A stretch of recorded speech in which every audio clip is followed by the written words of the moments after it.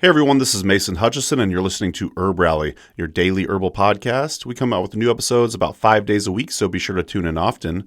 Our goal for the show is to help you along your herbalist journey no matter what stage you're at. We have over 651 episodes, so feel free to peruse those episodes and you're bound to find something of interest. Today's episode is yet another Herbalist Hour interview, and this is with herbalist Dana Aronson. Dana Aronson runs a clinical practice over at wildkinbotanicals.com. I will be sure to leave a link in the show notes for that. In this conversation, we talk about some of her free clinic work, Pedicularis, blue vervain, wild crafting ethics, her favorite concert moments, and a whole lot more. I had a great time chatting with Dana, getting to know her a little bit more. Amanda and I actually last year, we went on a road trip down through, a partial road trip down through California until it was abruptly stopped by getting robbed in Oakland. But just before that incident happened, we got to hang out with Dana at a really beautiful park in Oakland, and she did a couple HerbRally Schoolhouse videos for us, along with some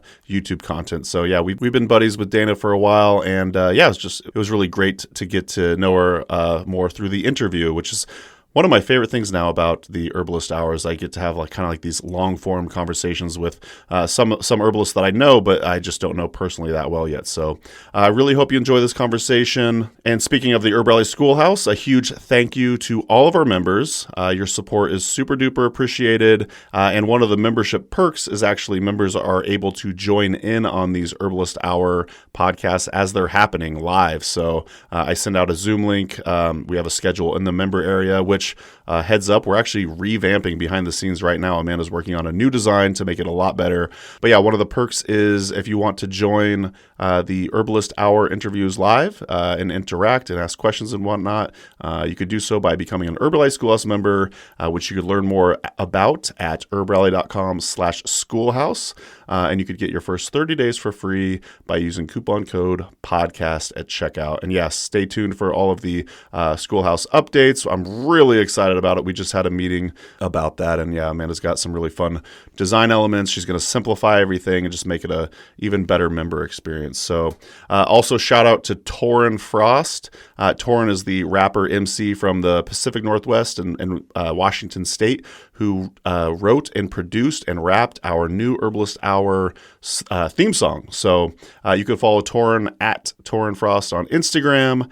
Just want to say a huge shout out to him. And he just really did an amazing job creating the song for us. So thank you, Torrin. And thanks to you, dear listener, for listening to the HerbRally podcast. And thanks to Dana for joining us. And I think that's going to do it for my thanks. And enjoy today's episode with Dana Aronson on the Herbalist Hour. Cheers. Welcome to the Herbalist Hour. This is where community gather, merging the power of people and flowers, the sweet and the bitter to the salty, the sour. Umami, it's time for the Herbalist Hour. Welcome back to the Herbalist Hour. Today I'm joined by Dana Aronson. Welcome to the show, Dana. Hey, thanks for having me, Mason. Of course, it's been a minute. It occurred to me that the last time I saw you was in Oakland, California.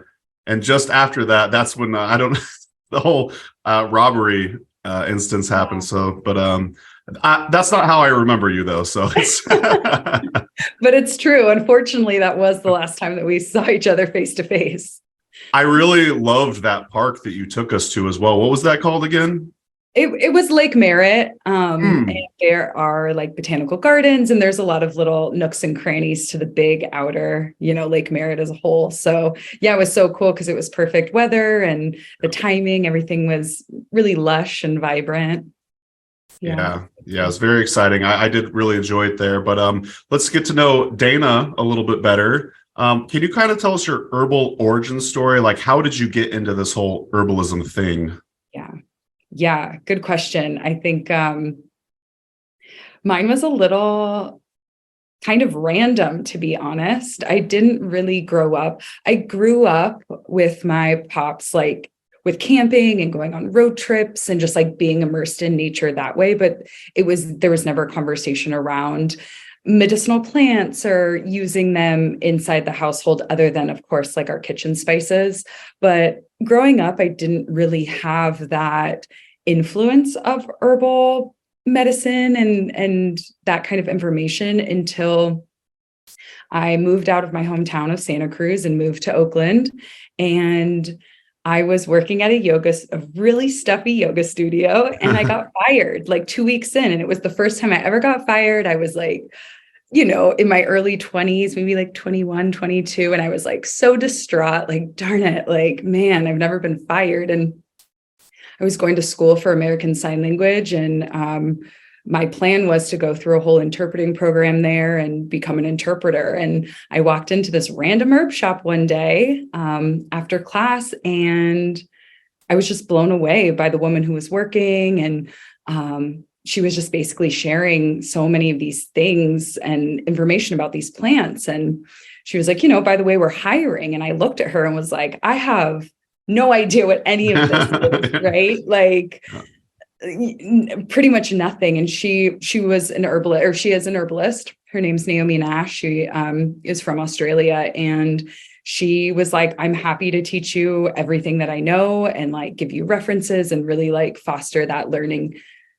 experience within the herb shop. And so I put in my resume and I got hired. And that's kind of where it started. I think, I was moving to the Bay Area, and I was struggling with a few health, things that, there was a lot of like grief and grieving aspect. So like emotional health, but then also these physical health, fatigue and a whole bunch of things. And so when I got a job at this herb shop, she sent me home with all of these herbs, and I started trying them. And I actually genuinely saw a difference in the way that my body was reacting to these herbs, and in such like a beautiful way. And then I started seeing, customers that would come in often and share their experiences. And then, I was like, there's definitely something to this. I started kind of tapping in and really seeing like, yeah, herbs help people, and they're also shifting my health concerns in real time. And I'm really noticing this. And so that's kind of where my interest started becoming piqued. And I worked there for 5 years. And oh, wow. Yeah, I worked there for quite a long time. And I was talking to one of my friends who also worked at the herb shop, and she was like, have you ever checked out this low-cost herb clinic, like down San Pablo in Berkeley? And I was like, no, didn't know this existed. And I signed up to see an herbalist at this low-cost clinic, and it ended up being Berkeley Herbal Center. And I walked in, had no idea what this place was. And I walked in, and there was just this energy shift of like, what is this place? I need to know about this place. What is going on here? It feels really good to be in here. And then I had a session with a student clinician, and just that whole experience of like a 2-hour initial consultation where I really felt heard and really felt understood. And there was a lot of just communication back and forth about ideas and shifts that could potentially help me with what I was going through. And I just left being like, whoa, I think this is going to be my path. I think I really do want to take this seriously outside of the herb shop.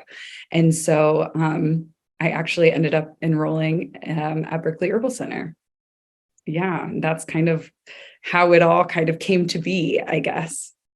I could see the whole story in my head, and you're really taking me back. I remember, so I still get really excited about herbs and learning new things. Obviously, I love herbalism, but remember when you first got into it, like you really painted that picture. I'm like, oh man, when you first get into it, it's just so exciting. Like this whole new world opens up to you. And I just love that. And I really miss that feeling. I remember being in Eugene, going to the Red Barn and ordering bunch of Hoshu Wu and just being super excited to delve into like traditional Chinese medicine and stuff like that. But thank you for sharing your story. So it sounds like, is it Pam Fisher that runs? Yeah. So would you Pam say Fisher, she's like your original herbal mentor? Yeah, I would say M.A.S.H.H was definitely probably my first mentor, but like officially in like a school setting. Yeah. Pam Fisher taught me and was the founder of that school and the director for a very, very long time up until recently. And yeah, she was definitely someone who helped kind of show me all the different possibilities of like what an herbalist can look like and what all the different avenues you can go down. Because I think sometimes, at least for me, like I had this one picture of what an herbalist was. And then throughout kind of my schooling, really understanding like, whoa, this can take so many different forms, and everyone has kind of their interests or their scope, and being able to kind of run down those different paths to see like, what is it that interests me, you know, outside of just herbs, right? Like, how do I want to interact with these plants? And yeah, it was a really wonderful experience. And I'm honestly so thankful for that school. What was your original vision of what an herbalist was? Was it like straight up clinical herbalist, or what did you imagine was an herbalist at that time? Yeah, I honestly had an idea of like, this is going to sound so ignorant and so naive, but this is genuinely like what I had in mind. So I grew up in Santa Cruz, right? So very like laid back, lots of like, at least when I was, you know, growing up, lots of tie dye, and very like people that were like really into like farmers markets and, you know, alternative ways of living for, you know, for a lot of people. So I just kind of thought it was like the long skirts and the living on large swaths of property and growing their own herbs and, you know, doing something like that. And that's of course very beautiful. But I was like, well, I'm in the city, and like, you know, I don't have a garden space. You know, I'm living with multiple people. I'm living in these areas where there's a lot of traffic and a lot of, you know, there's just like a lot of compactness in the Bay Area. So, you know, I think part of that was just like, okay, this can look different from me. Like I don't have to be this like, you know, alternative tie-dye person that's like doing herbs, you know? Right. Yeah. Yeah, you were basically just describing everybody from my hometown of Eugene, Oregon, which I'm guessing you've been to Eugene before, yeah? Oh, yes. Yeah, many totally. times. Okay. That's right. Yeah. So yeah, jumping from say herbal student to now, you actually wear a lot of different herbal hats. I want to say you do products, you do consultations, you teach, you do a lot of it. So I'm just kind of curious, how did you go from herb student to then now having like a clinical practice? What was that like? Yeah. Well, when I went into Berkeley Herbal Center, the reason why I chose it was because they had a low-cost community herbal clinic, and they had 2 clinical years that you could do. And so at that moment, you know, when I was kind of searching out schools, that was one of the main attractions for me, was because I was interested in clinical and seeing clients. And again, I didn't quite know what that looked like, but I knew that was definitely a little bit of an interest for me. So I went through their apprenticeship program, which was kind of the sped up intensive program. And then I went through their 2-year clinical experience, or 2-year clinical mentorship, working in that clinic. And just, you know, of course, when you're working there, you have mentors that are overseeing your formulations and giving you tips and tricks and ideas and things like that. So you're not just kind of thrown into it, you know, and trying to swim. So it was really beautiful to be able to also be mentored, where you know, we all make mistakes, and then the, you know, mentors will kind of grab them and check them and be like, hey, did you see this? Because this might be like a no-no. Yeah. And it was just a really cool learning experience. And then also on top of that, just really seeing the plants shift someone, you know, like, I mean, essentially like the plants are doing the healing, right? I'm just kind of like being a middleman of like suggesting some herbs that I think might pair well with what you're describing to me, you know, or kind of your ailment that you're coming in for. And so it was really cool to see shifting. And for some clients, I saw shifts within a week, where I was even surprised. And then, you know, some would take longer. Some people I would see one-off. Some people stayed with me for the whole 2 years I was there. And so that was kind of how my clinical experience was fostered. And then once I left the Bay Area and moved up to Southern Oregon, I kept my practice going. A lot of that turned into Zoom because I did move up here right before the pandemic, which was, unexpected, just as everyone. Yeah, just a little bit. And so I ended up kind of shifting and not seeing people in person and seeing people on Zoom. And just really finding like there's so much power in just kind of holding space and like kind of like helping and assisting people on their health journeys, whatever that looks like. They're basically letting me know what they want. And so I'm just trying to meet them where they're at and see if we can make something happen. So I guess that's all to say, Berkeley Herbal Center definitely was that shifting point of like how I got into clinical practice. And yeah, it was a cool experience. I love that you brought up that you were still surprised when you saw the transformation in some clients, and we've been doing this for a while, and you still get surprised when you like herbs work. You know what I mean? Like I want to say one time I read on Seven Songs Facebook page, he had this whole spiel about it, and like he's like, yeah, he even still gets surprised when herbs work, and he's been doing this for decades. So right. I think that's really neat. So I want to hear about some of your free clinic experience. Like, are you?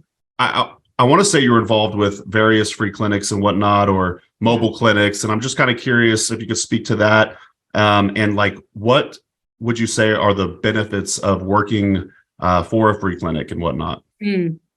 Yeah, that's a great question. So, in kind of my school days, I basically made this agreement to myself that I would, for the most part, say yes to any kind of opening within the herb world and figuring out whether or not that's something that I would be interested in or not, right? Try something once or twice. If it's not your vibe, like move on to the next. And if it is, like foster that. So I really tried to say yes to things that I was potentially curious in, or even saw like a glimpse of curiosity in it. And so in 2017, I had a opportunity to work like a mobile herbal clinic for a gathering. And so, with that, we were basically set up, and we were basically the tent outside of like the EMT, major disaster tent, right? So we saw people that were having nervous system ailments, people who were constipated, people who have twisted their ankles, anything that basically wasn't life-threatening. That medic tent would basically push people to our kind of tent or space. And that was the first time where I was kind of in this mild first aid wellness space where you were having to think fast on your toes, and you were just seeing so many different things come up. And Dia Pauline was the one who invited me on her crew, and she has been a part of M.A.S.H., Medicine for All Seeking Health and Healing, for a really long time, especially while she was on the West Coast. And she brought me in and taught me a lot about how to set up a space like that, what you're needing, liability forms, how to make sure you're note-taking everything. And after that experience, I was hooked. I was like, okay, this is something I really love doing. And with herbal first aid, it's really cool because you get to see changes almost immediately, right? It's very acute medicine, right? Someone's not coming into our space saying like, I've had this chronic issue for years and years and years. And, that's something that we would more see in like a clinic space or a session. So it's really cool to see kind of both ways and how they work. And so, yeah, I've been doing that since 2017. Another one of my mentors, Lisa SF, she's now back in Berkeley, but we also set up a wound care clinic in West Oakland in 2019, I think. Yeah. And we essentially paired up, and we were asked by Punks with Lunch, who is a needle exchange program, to offer to see if we could offer some sort of wound care for people that were coming and getting clean needles and bagged lunches and breakdowns and things like that. And we ended up saying yes. And so that was also another kind of space where I was offering wound care, which does go along with the first aid. The wound care that we were seeing, or the wounds and kind of people who we were seeing were a community of people who use substances and who most of them were unhoused. So, you're thinking about like clean water, and do they have access to, the luxuries that a lot of us have, like shelter or, clean food, clean water, safety. And so we were working with these people and just basically trying to mitigate potential infection or try to combat active infection depending on the person. And so, through that experience specifically, it's a territory where I have never experienced direct homelessness, but I have been very closely linked with people in my life who use substances, both family members, both partners, friends, brother, like the whole shebang. So that was a very kind of tender spot in my body, and just experiencing people in kind of this like openness and non-judgmental state of just like really trying to help them and make sure that their wounds aren't going to be exacerbated and turned into something even larger was also for me, almost healing, and really helped me in my understanding around addiction and substance use. And it was a pretty powerful experience. The clinic is actually still running today. When we first started, we didn't have a name, or we were just kind of roguing it a little bit, but they're now called Curbside Care Clinic, and they're still going, and they are teaching their wound care protocols now. And Lisa is still an active participant in that. And so that's also been really cool to see, right? Just it take shape and transform as time goes on, and the expansion of it, because essentially when there's expansion, then there can be more help offered. Yeah, it's such important work. I mean, I'm sure the people that came and visited you all were just so grateful to have that type of care, and for free. So yeah, that's incredible work. You wrote on your Instagram account, speaking of free clinics and whatnot, when we talk about wellness spaces, it is not just about the crew that is in service. It is also about the folks who participate in utilizing spaces like these. The system doesn't work if there isn't engagement. The system will also not work if there isn't trust, respect, and wellness within the crew. I was just wondering if you would want to expound upon that. Yeah, I think, you can show up as yourself or with a crew and offer something. But if people aren't interested, if people don't know who you are or what you're doing, or if they're put off by you for whatever reason, in my experience, you're basically showing up and not having a lot of impact. And so it's like, okay, how can we show up in different spaces and offer, for an example, like a free clinic or a free wound care support, and have people want to engage with us? And a lot of times that is just like taking a moment to chat and share information and education. And a lot of that is also transparent care around what we're doing, what we're using, what the best, support, maybe when they aren't in our space, how can they better support themselves, in the coming days.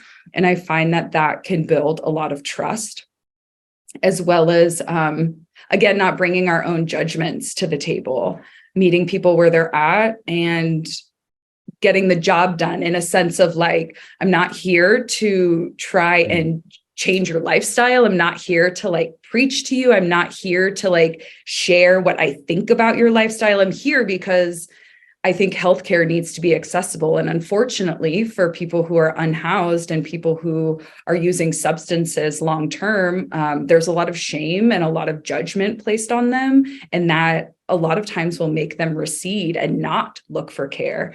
You know, I've heard many stories from people saying that they don't want to show up to the ER because they just get turned away, or they're having to wait hours and hours and hours because they look a certain way. Yeah. And honestly, I just don't feel that that's right. And, you know, I feel like we as a community need to step up and support if we have access to. And, you know, and then, you know, the second part of that question is like, within the crew, whether that's, you know, a pair of people offering something or a whole, you know, sometimes our crews are like 6 to 8 people at a time. And the way we are in collaboration and the way that we move and support each other also ripples out into the people coming in, or just ripples out of the space. And so if we are in combat with one another, if we feel like we're not supported, if we feel like there's gossip running around, or, you know, any of these things, like that breaks down the communication and the kind of the workflow. And then that just radiates onto people that we are trying to hold space for. And so collective wellness within a crew is also really important, because again, you can show up and be fine, but if your crew's not fine, it's not fine. So, you know, so it takes, a lot of trust and a lot of commitment and communication to work with other people, especially people that maybe don't work the same way as you do, or maybe have different backgrounds as you do, or different herb knowledge than you do. And, you know, for me, it can be tricky, but that's also the really beautiful thing about it. It's like collaboration. You get to learn so many new things from other people and kind of get taken out of your comfort zone of what herbs that you tend to pull towards. Nice. Yeah. Just incredible work that y'all are doing. And is Lisa SF? So she's an herbalist? Yeah. Lisa Sander Fox. Oh, okay. I was going to ask if it stood for San Francisco. Oh, it's actually really funny because, you know, she's like, this has been in the Bay Area for a long time, but no, that's like an abbreviation for her name. But yeah, she's still based in Berkeley. And she is an herbalist and also midwife. Just a quick break from the show to let you know about the new creative services being offered by Amanda Hutchison. That's HerbRally co-owner Amanda. So if you'd like to improve your social media presence, tell a story with your products, and upgrade the look of your brand, be sure to reach out to Amanda, and you can learn more at herbrally.com/creative-services. I'll also include a link to that in the show notes as well. But yeah, Amanda has helped out herbal businesses such as Mountain Rose Herbs, Herb Farm, and 5 Flavors Herbs. So if you'd like to elevate your herbal product photography, definitely reach out to Amanda. Again, that's herbrally.com/creative-services, or click the link in the show notes. Okay, now back to the show.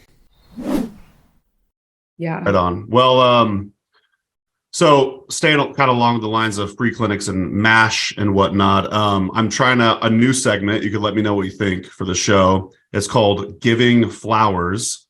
And I know that you have some sort of a relationship with Greta Grizz. I think this kind of could be a fun segment where you or the guest can kind of give that person their flowers and just like let us know what your relationship with Greta is and how she's impacted your life and your herbal story. Yeah. Do you like that question? I love that question. Okay. And do you honestly want me to answer that, or this is just an idea you're throwing around? I 100% want you to answer it. And you're the first person I've done this with, because I saw Greta comment on one of your posts and I'm like, oh yeah, I bet there's a good story there. So yeah. I owe so much like grace and love and respect for the people that have taken me under their wing, because honestly, like I would not be doing what I'm doing without them. And it's really important to acknowledge our mentors, whoever they are, because again, they have been these pivotal people in our lives who have gotten us to where we're at now. And so, yeah, Grizz was definitely one of those people. Dia Pauline was also one of those people. They worked really closely together. And because I started working with Dea, I got in kind of with Grizz, that's kind of how I met Grizz and started working with all of them, plus some. And man, Grizz is the founder of M.A.S.H.H, and she has been rocking it for probably as long as I've been alive, honestly. She has been doing this for many years, setting up at demonstrations, setting up at protests, setting up at earth skill gatherings, and really just bringing this like really solid grounding energy. And she is just so solid in her knowledge and so solid with the free sharing of information. Like, she was never someone that felt like she frowned upon you for maybe not knowing a question or like not knowing something about an herb. She was always just so receptive to, I guess I can speak for myself, receptive to my learning, and just always being able to talk protocols and ask why she's doing this or why didn't she go with this. And again, it was all, a learning experience, and just the grace that she had with having kind of the youngins like work under her or like volunteer under her, and having this like really beautiful communication pathway where it never felt like a hierarchy necessarily, but just this really beautiful opening of like free information sharing. And she like, man, she's such a solid human, and yeah, just such a kind heart. And I'm so thankful I was able to get to know her. Yeah, she's a badass. She actually did the clinic at the Brighton Bush Herbal Conference the year the year that I organized it, and it was really neat to get to hang out with her. And I want to say she had some sort of electrolyte drink that came in handy for me at least once. Do you remember? Do you know what it's called? Or I do. I mean, she just calls it like the electrolyte it's just an electrolyte formula, but she did a lot of research around, I forget the organization. It was like the World Health Organization that would go into countries who were severely malnourished and dehydrated, and found this sugar and salt combo ratio that they would use to try and basically get fluids into someone. And so then she beefed it up with some herbal teas and aloe and lemon. And a lot of times those electrolyte blends had a lot of like cooling, mineral rich herbs, because it's usually, it's often given in times of like heat and summer and, spring and dust. And so it was this kind of like this cooling and moistening, also hydrating formula that is bright pink, and you add to your water bottle. I'm glad you got to taste it. I did. Yeah, I really enjoyed it quite a bit, actually. So shout out Greta Grizz. So that's our new segment, giving flowers. I'll probably do this every episode. Well, shifting gears a little bit, let's talk about some plants. Yeah. So Dana, Pedicularis. Yeah, that was. What do you think? I love that. Man, yeah. So, there's a lot of Pedicularis species, but here in Southern Oregon, we have the densiflora, which is this beautiful, bright red, pink wine color flower that pops in early spring. And it's just ground cover here. It just pops beneath the green trees and kind of the brown brushy floor, and it's just like so captivating. And so I've really got to know it, these last handful of years I've been up here. And it's one herb that I've been using a lot. I do use a lot, and also it's one of my staples in kind of the mobile clinic realm. Every environment will be different, so it kind of depends on what environment it is. But I do find Pedicularis being just around a lot. And other than just its beauty, it has an affinity to the musculoskeletal system, right? So it has this beautiful kind of messaging around how can we kind of drop into our bodies? How can we release tension in our, shoulders and our backs and our jaws? And it's like, how can we ground out of this like ethereal realm into our physical body? And I think Pedicularis is a really great teacher in that. I love this plant for sleep and pain, different types of pain.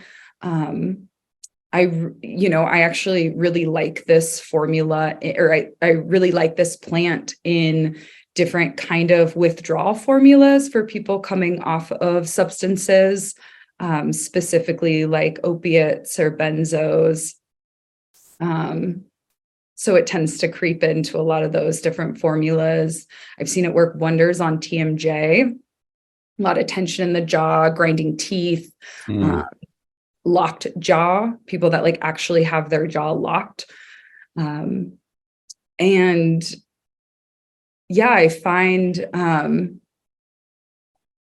been working with it a lot in clinic. I guess the couple times that I was using it last week, I was using it a lot for sleep and pain. Yeah, a lot of people with like headaches, like tension headaches, muscle spasms, cramping, menstrual cramping. And yeah, it shined really good. Yeah.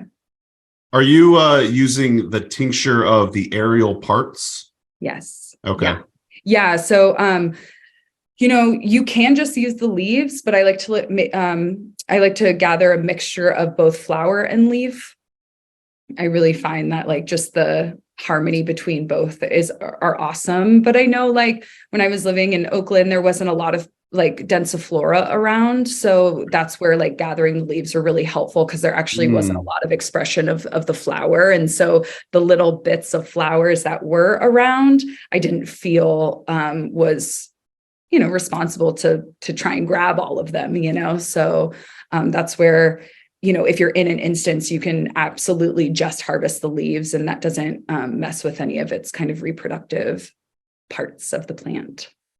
If I recall correctly, yeah. So when I took Columbine School of Botanical Studies, the densiflora was at like the southern end of our range. So we were kind of more like in parrot speak, Racemosa and Groenlandica, the elephant's head range. So have you used, say, the elephant's head or the parrot speak at all? I've used parrot speak, yes. Also in tincture form. With elephant's head, actually, there was only,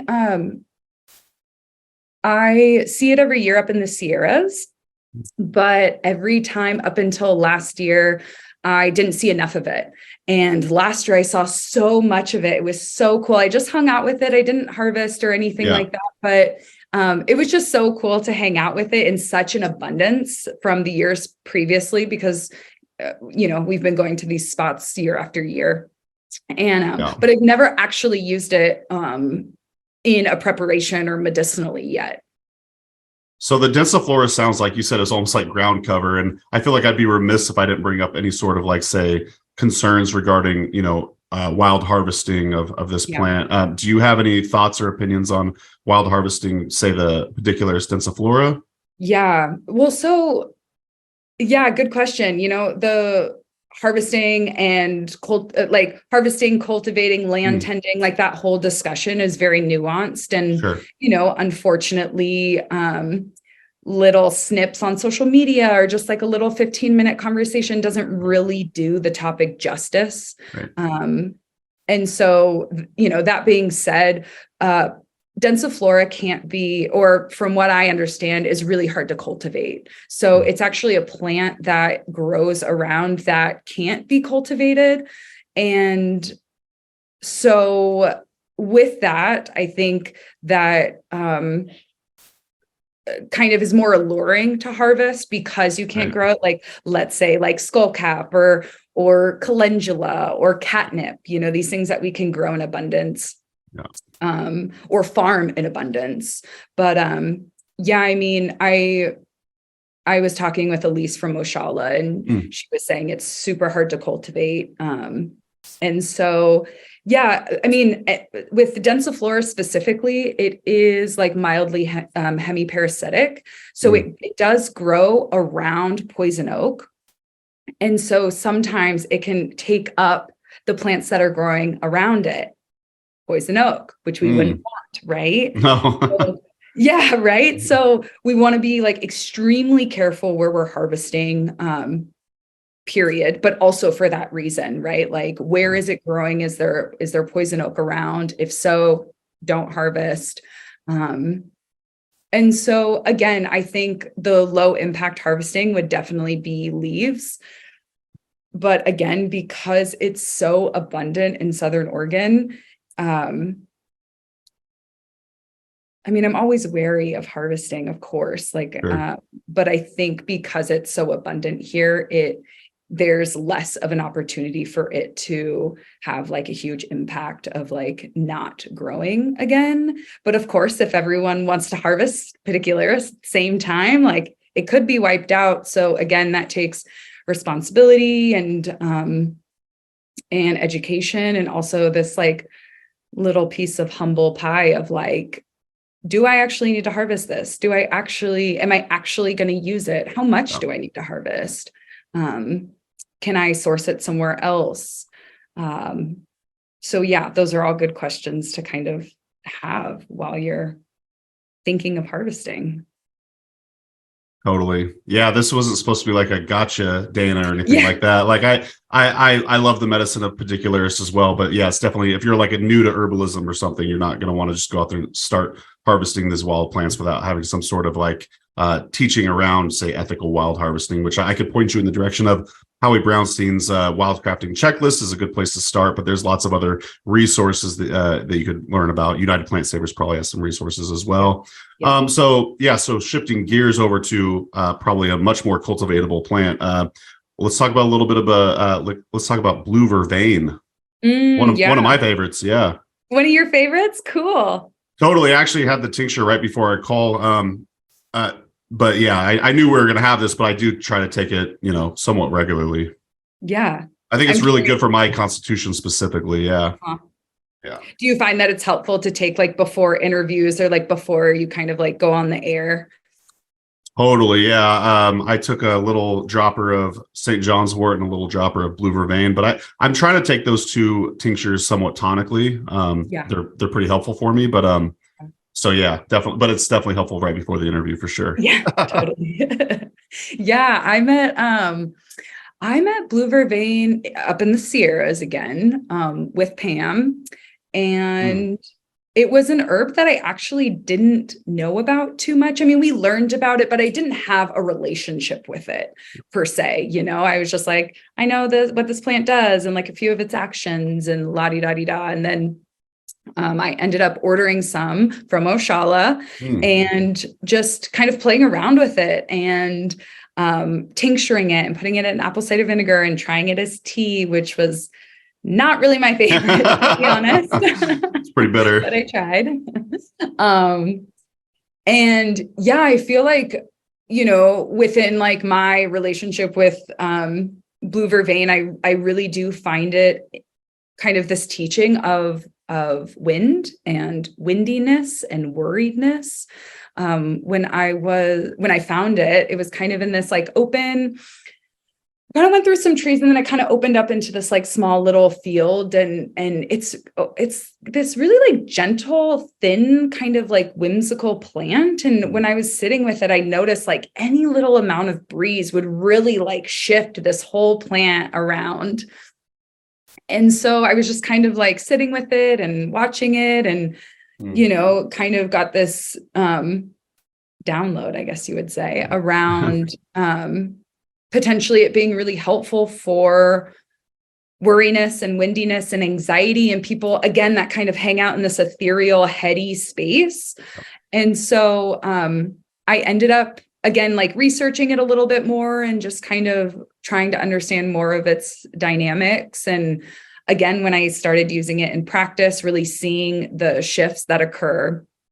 And honestly, it's kind of similar to Pedicularis, not necessarily in like the main musculoskeletal realm, but just kind of with like really helpful for relaxing tension, specifically to the upper body. Again, jaw, tension, headaches, neck, shoulders. But then also this like mental chatter that can go on. So again, if that's day to day, if that's chronic, if that's just a little blip in time, also folks that are trying to go to sleep and feel like their minds are just spinning and spinning and spinning. It is a really cooling bitter herb, so it can also really be helpful for the digestive system and the liver. And a lot of that is usually impacted by people who are living high stress lives or who are, chronically underslept and on edge a lot of the time. And so it's kind of cool to see like that also impact, right? Maybe people that get nervous stomachs when they're stressed or over anxious. And I also find that, again, it can be really, really helpful for sleep, and also things that, again, similar to Pedicularis, I put it in sleep formulas and anxiety formulas, and also kind of withdrawal formulas with people using different drugs. And it's pretty amazing. It's also really cooling. So if you tend to have like a fiery, hot, excited constitution, it can kind of like cool that down a little bit. Yeah. Yeah. Every time I hear someone describe blue vervain, I'm like, oh man, no wonder it's medicine for me.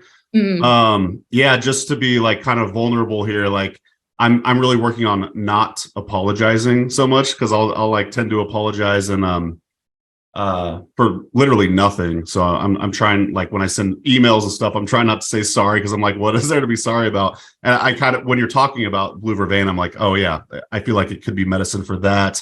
The other thing I wanted to know is, I remember learning about skullcap, and I never really felt like that drawn to it, and constitutionally I never really felt its effects. And then I remember the first time I tried a dropper of, say, blue vervain, I could feel it, and I was like, oh, this is what I feel. If you were bringing up circular thoughts, because that's how I learned skullcap, was like, oh, if you have circular thoughts right before bed or something like that, skullcap can help. But blue vervain was super helpful for me, like say in that regard, and just the overall relaxant. My constitution absolutely loves it, and that's again one of those moments where I'm like, damn, herbs work. So yeah. And I've seen it really cool in like panic formulas, like literally like acute panic, or like acute, panic because of maybe trauma or around too many people, or et cetera. And you're like, I'm in the same boat. Like I know skullcap is so dearly loved by many, many herb people. And I do use it from time to time, but I tend towards blue vervain. Of course, they're a little different, but I don't actually have an affinity to skullcap within my own relationships with plants. And again, I use it from time to time just to kind of check in, like, hey, is there anything you want to share, like offer? And I still haven't had that like aha moment yet with skullcap, but again, blue vervain is definitely more of a go-to for me. Totally. Yeah. So we made it about 45 minutes into the show, and I haven't even brought up your like business name yet. Sorry. It's all good. It's all good. So Wild Kin Botanicals. That's I want to say your practice, probably your products, and just your overall umbrella. I've always wondered where did the inspiration for the name come from? It just kind of came to me one day, which was cool. It was just kind of like, oh, this is it. And it's basically just a kind of remembrance piece around the plant kingdom and how we are family, how we are kin. We aren't these like two separate entities that are living, in this world. Like we are very much nature, and nature very much is us. And kind of this theme around also interacting with nature, like as far back as, animals and humans and pollinators, they all interact with nature, and it's this like really beautiful dance that we have. And so, the idea of like this hands-off approach of like, don't touch anything, I guess national parks are kind of like this, not to get into it too deep, but like pristine, don't touch, don't mess around. And I understand to a certain degree, like why that is, but in general, as like a lifestyle and a way and of a practice of like an ethos of my journey in this lifetime is remembering that we are kin, remembering that, we are each other. And I also have a duty and responsibility to respect. So that could be picking up trash. That could be not harvesting. That could be watering or peeing on a plant, like all of these different ways. I can get behind that.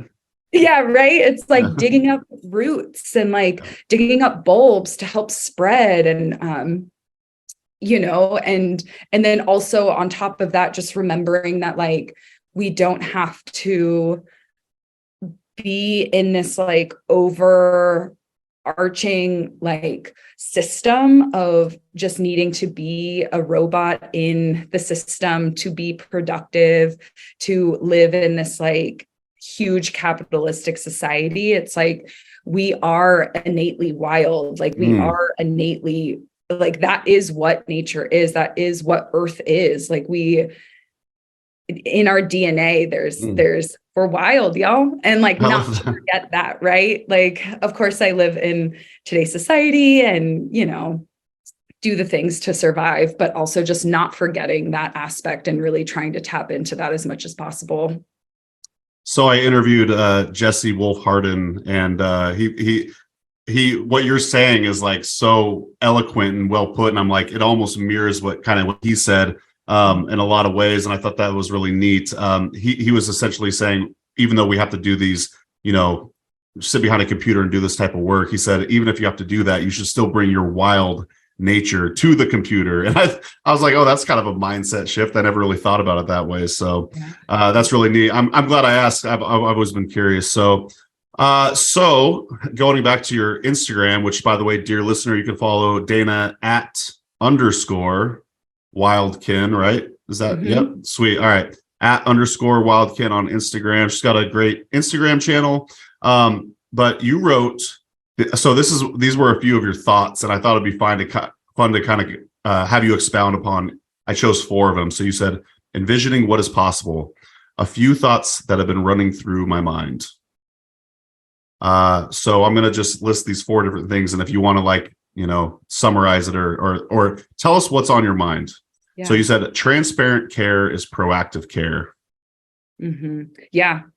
I think we have all, modern medicine has a place in our society. I will never say that it doesn't serve in a way, but I think a lot of us have had experiences where there is this hierarchy and this kind of like snootiness in the medical system around doctor knows best, don't ask questions, just do what they say. And to me, that's not transparent care, right? It's just like almost like a parent telling a child what to do. And like the child doesn't know anything, like just do what mom says. And so I think in herbalism, me and so many other people, right? This isn't just my thing I've come up with, but just really trying to be transparent in why we're asking questions, why we're asking certain questions in our sessions, this is kind of a little gray language, but why we're offering these lifestyles and protocols or herbs and things like that. And just wanting to make a client feel comfortable. And I think transparent care is also trust, right? Building trust, building rapport, and like they know what's going on in their bodies the best. So again, like I want to hear everything that's going on, so I can better understand. And again, choose lifestyle, shifts and herbs and food choices that relate to what you're saying. I really love your approach. It's surrounded by humility and meeting the person on their level and being non-judgmental. I think that's really important. So, so another one is community wellness can't happen without clinic team wellness, which I guess we borderline covered earlier, but I don't know if you want to say a couple sentences on that. Yeah, I just think, again, if the foundation needs to be solid, right? Mm-hmm. Like it needs to be, there needs to be trust, and also trust in the sense of like, I trust that you will make the best decision for the person that you are seeing right now, right? Like it's not my way or the highway. It's like, no, I actually like know you as a practitioner, herbalist, and I trust that you're going to make the best decision. And I also trust if you don't know what the best decision is, you're going to come and ask someone, or again, collab or kind of think tank with one or a few other people on crew.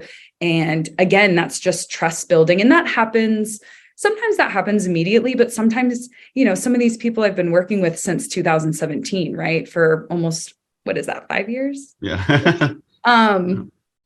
So again, just like 6 years. 6 years working with people over and over and over, Mm-hmm. that trust again is built. Love it. Yeah. Also, kind of going back to earlier in the combo and Greta Grizz, this is another one of your thoughts. Free sharing of information will empower and help change the world. Yeah. Yeah. I mean, I think, you know, I think the internet in general has been a huge lesson in this, right? I mean, pros and cons to it, of course, but just the idea of like being able to suss out information and acquire information to then best make the best decision for yourself. And I think as someone who had the privilege to go to school and like to take time out of my work schedule to learn this craft, and I'm always learning, of course, but I know that some people don't have that access, and I don't. Again, like my part of my ethos, I guess, is like to make sure that people have the information and kind of tricks to better suit them for their journey, you know? And so I want to be able to empower people with information that I have learned over the years to then take with them to better support themselves. And so I think that that's really important, because I think, like, again, I'm wanting, me and a lot of other people are trying to shift the way that we view the medical system and we view healthcare. And a lot of it is very behind like this paywall or behind this wall, right? Like if you're not privy to the information unless you're part of the cool kids or part of the group, you know? And so I'm trying to step out of that and completely flip that on its head and have everybody be part of the cool kids, right? Like, amen. I love that. You know, it's funny too, because we have the HerbRally Schoolhouse, which is technically a paywall to certain content, but really we kind of look at the Schoolhouse more as like a if you want to help support our work. Yeah. And that, so thanks to all the HerbRally Schoolhouse members. Most of what HerbRally has always offered has been for free, so I'm totally on board with you, always. Dana. Yeah. And there's like that, if you don't mind, like there is like that finesse and dance around like, I have bills and like I obviously have to afford to like live in society. So I'm also not saying like, you know, I see clients and I charge, I make product and I charge, you know, I work for Berkeley Herbal Center now and like I get paid to do that. So it's like, I'm not saying that like you should never be paid for your work, but especially like if I'm showing up and volunteering and not getting paid and offering medicines for free, like I want to be in that space of, again, like just offering that free service essentially. Yeah, I got to say I'm hitting the table here. Our most popular video on our YouTube channel currently is David Hoffman's herbal business advice. And he's essentially saying, don't participate in it, which I'm not sure that, because it's very divisive. There's a lot of comments about how people don't like what he's saying. But I think that, again, it kind of comes down to nuance. And then it's funny to watch the David Hoffman video back to back with a video we just released with Krista Sinadinas, an herbalist in Northern California, and she's essentially saying know your worth. So dear listener, I recommend you go watch those two videos back to back. Maybe I'll leave a link in the show notes. Sweet. Well, yeah, let's keep rolling. I'm having a lot of fun here. This is the last one of that I was going to bring up from your Instagram account as far as what your thoughts were. And you say, I really like this. Above all, respect the plants. Remember their stories. Offer thank yous always. We couldn't do it without them. Yeah. Yeah. Again, like, I think in general, as humans, right, ego is part of our existence. And I think that it takes a lot of work and practice to try and step outside of that. And again, we might be showing up to these clinics or showing up in practice, and we are like in this kind of, we're kind of a middleman to like the client and the plants, but essentially what I believe the plants are really doing the healing, right? I'm not healing you. I don't want you to give your power away, to me. And like, it's just never really been my thing. Like, again, I want to open up a space where you, like my, a client that's seeing me can learn their own stories. I now work for Berkeley Herbal Center, and these fresh students that are coming in, like, yes, read the books and like go to the workshops and learn kind of, their actions. But there's also this really beautiful way of connecting with plants that have nothing to do with books, that has nothing to do with anyone else's experience with plants. It's like, plants will tell you what they want to tell you. And that teaching is super prevalent to how you're going to share these plants and like what you're going to do in your practice. And so again, like, I just had this experience last weekend where this woman came into our space and she was having gut issues for like 4 days, just like lots of things going on with her gut. And I just took a really traditional neutralizing cordial from like the Eclectics and just offered it to her. I'm like, you've tried so many different things, but you haven't tried this. So let's see if it works. And she came back a few hours later and was so stunned, like all of her ailments went away. And she was just like thanking me. And I was like, thank this, like, you should know about this. Okay. Like, let's either get you some, or let me give you maybe someone that makes this. Maybe I can make it free, whatever, but let's just get this into your cupboard. So now you can start forming a relationship with it. And it's true. Like, we could not do what we do without the plants. Right. I love that. Yeah, it kind of reminds me of what you said earlier when you were just hanging out with the blue vervain, as opposed to like just using it medicinally. You learn so much just by hanging out with them. And yeah, I noticed a lot of times when I ask the question, who have been some of your mentors, a lot of herbalists will say the plants, Yeah. And I really dig that. But so let's get to know Dana a little bit better. Just a few more questions. And I've been asking this lately. What is a hobby of yours? A random hobby of yours that is outside of the realm of plants and herbalism? Ooh.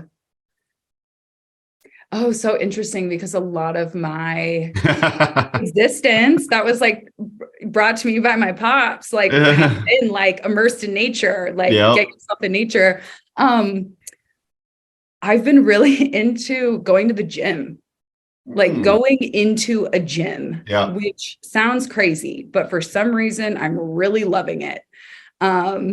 Very not plant friendly, very just like bright lights and really not cool music. And like, right. There's like so many aspects to the gym where, it's like not really my vibe, but for some reason I love going, and it's my mental health loves it. My body loves it. And so that's something that I'm doing regularly right now that I'm really thriving in and feels good, and definitely has nothing to do with plants or nature.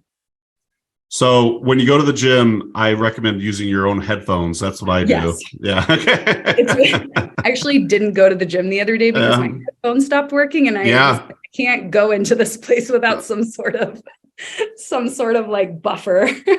It protects you from the shitty music and the random creepers too. So yeah, just people trying to talk to you. You're just like, I'm in my vibe. Yeah. All right. So now we're going to the random part of the show. We're going to do a random card from this Let's Get Deep Friends Edition. Oh, great. And we'll just see what we got. Yeah. I don't know the question. Okay. And I might even answer it as well. Oh, what was your best concert experience? Ooh. Man, that's a really good question. I love this question. I've seen so many shows. That's honestly very hard to.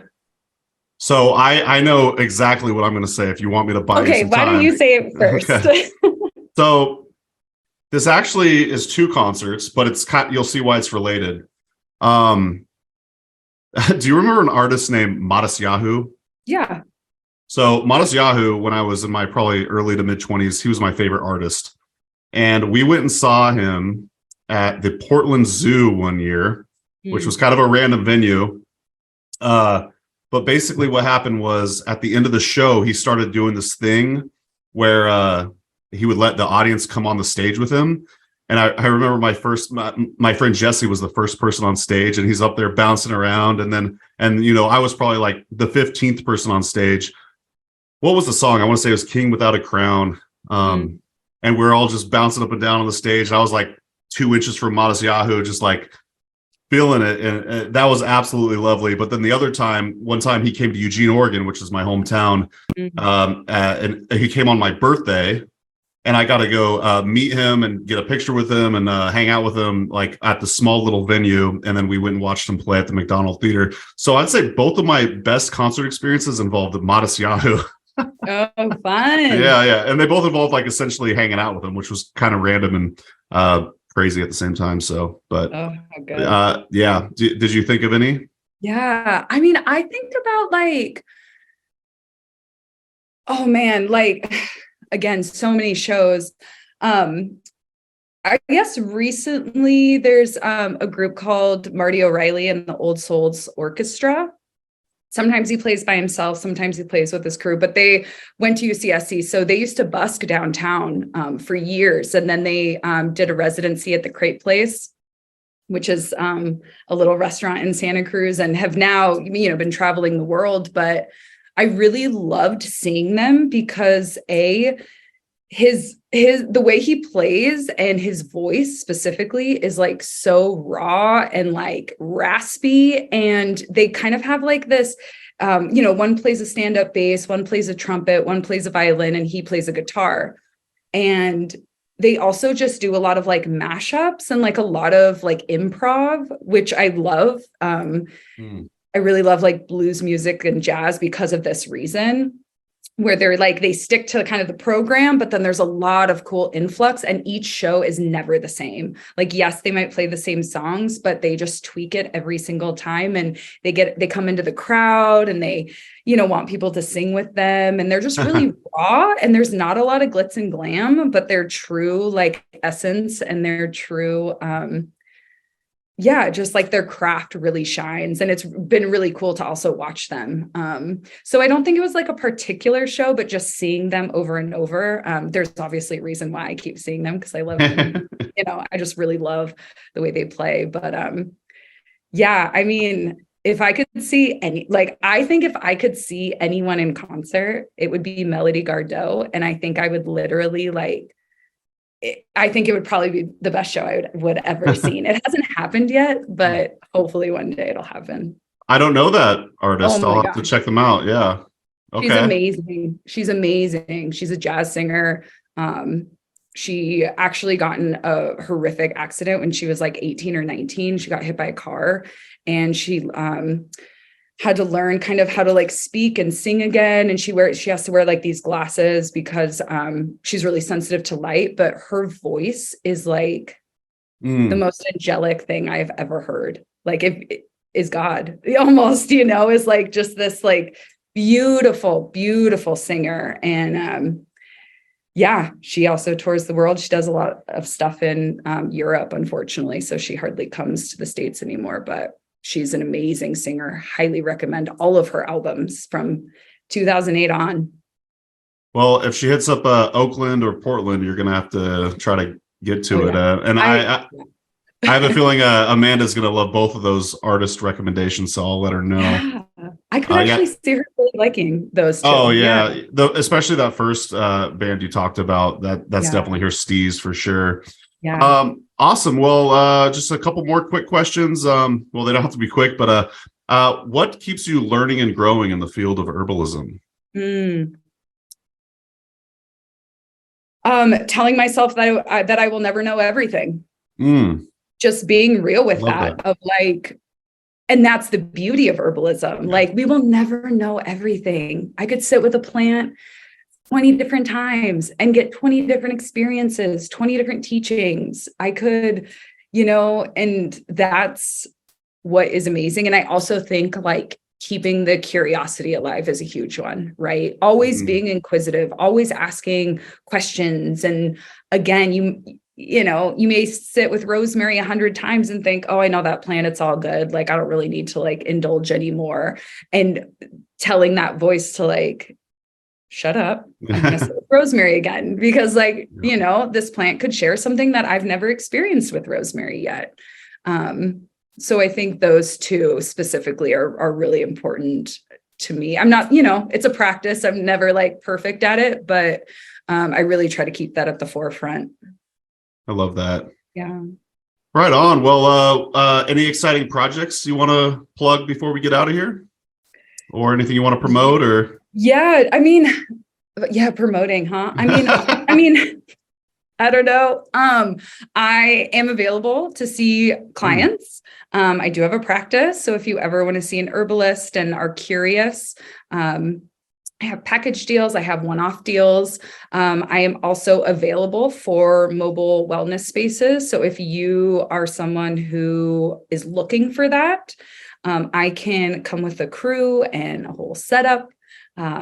So I guess I could offer that. I also want to just share also, I do now work for Berkeley Herbal Center, and we are opening registration soon. So Berkeley Herbal Center is obviously based in Berkeley. We have an in-person program, and then we also have an online program, which was started with COVID, right? Where we couldn't gather in person for a long time. And so I used to work there in person. I now run their online program, which is called Village Herbalist.